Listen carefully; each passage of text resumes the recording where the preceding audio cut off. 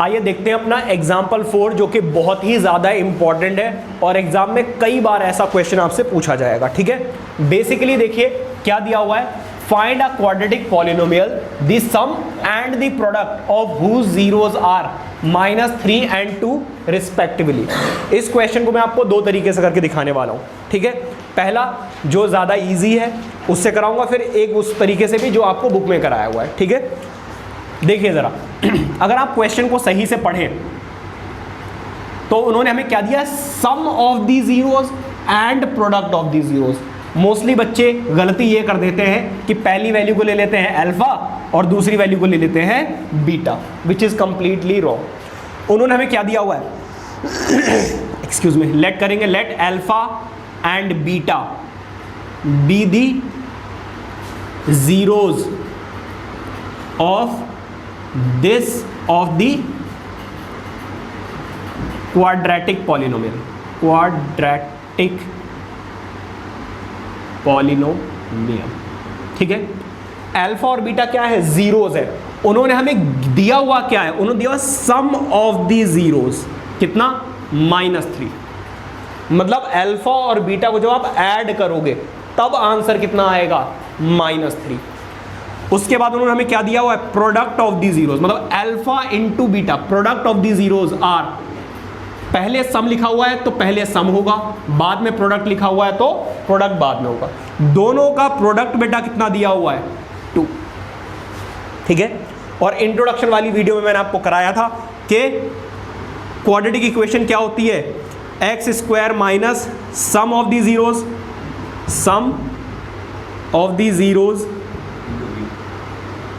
Into x plus product of the zeros, product of the zeros. अब जरा देखिए, x² minus sum of the zeros का मतलब क्या है, अल्फा प्लस बीटा।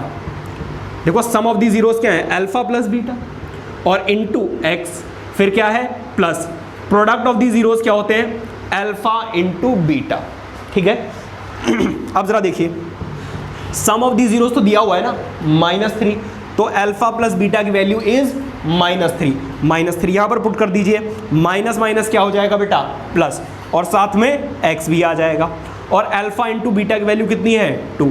तो ये रही आपकी क्वाड्रेटिक पॉलिनोमियल। इस तरीके से आपको क्वेश्चन में sum of the zeros and product of the zeros देता। अगर वो आपको जीरोज दे देते हैं, सपोज अगर वो आपको क्या दे देते हैं बेटा, zeros, x² alpha plus beta x plus alpha into beta, मान लीजिए वो आपको क्वेश्चन में सम ऑफ दी जीरोज ना देकर जीरोज ऑफ दी पॉलिनोमियल दे देते हैं। इस केस में मान लीजिए अल्फा की वैल्यू है -3 और बीटा की वैल्यू है 2, तब आप क्या करते, तब भी यहीं पे पुट करते, कैसे, x² माइनस अल्फा की वैल्यू कितनी है बेटा, -3 प्लस बीटा की वैल्यू 2x प्लस अल्फा की वैल्यू कितनी, -3 इंटू बीटा की वैल्यू कितनी, 2। सॉल्व कीजिए, x², इसको सॉल्व करोगे -1 आ जाएगा ना, -1 और माइनस क्या हो जाएगा, प्लस x, और -3 इंटू 2 6, इस तरीके से हो जाएगा। ठीक है, तो लेकिन यहाँ पे आपको सम ऑफ दी जीरोज दिए हुए हैं, प्रोडक्ट ऑफ दी जीरोज दिए हुए हैं, जीरोज नहीं दिए हुए हैं। ठीक है, ये नोट कीजिए। देखते हैं इसका सेकंड मेथड। इसी क्वेश्चन को दोबारा से हम कैसे कर सकते हैं, जैसे आपको बुक में दिया हुआ है, वो कह रहे हैं sum of the zeros is given, कितना, -3।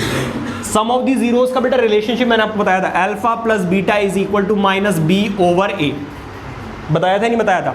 अब इसको भूल जाओ, ये दोनों आपस में क्या है, इक्वल है। अगर इक्वल है, रुक जाओ, और अल्फा इंटू बीटा की वैल्यू कितनी है बेटा, 2 है। अल्फा इंटू बीटा की वैल्यू बेटा मैंने आपको क्या बताई थी, c/a। क्या है भैया,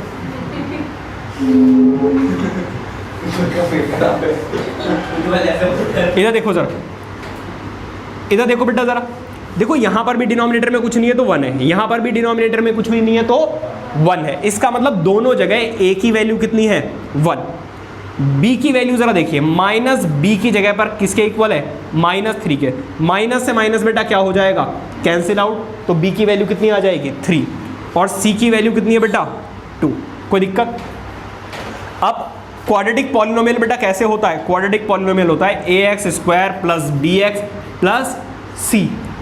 अब जरा देखिए, a की वैल्यू कितनी है, 1x² प्लस b की वैल्यू कितनी है, 3x, और c की वैल्यू कितनी है, 2। दोनों तरीके से आप निकाल सकते हो, ठीक है। ये अभी शायद आपको इजी लग रहा हो, बट कई बार वैल्यूज़ चेंज होती हैं थोड़ी बहुत, तो उस केस में थोड़ी सी दिक्कत हो जाती है बच्चों को, बट प्रैक्टिस करने से ये भी आपको समझ में आ जाएगा, ठीक है। ये नोट कीजिए, इतना आसान है। अगर बेटा ऐसा आ गया, सुन लो, इसे आसान लग रहा है ना, मैं देखो दिखा देता हूँ।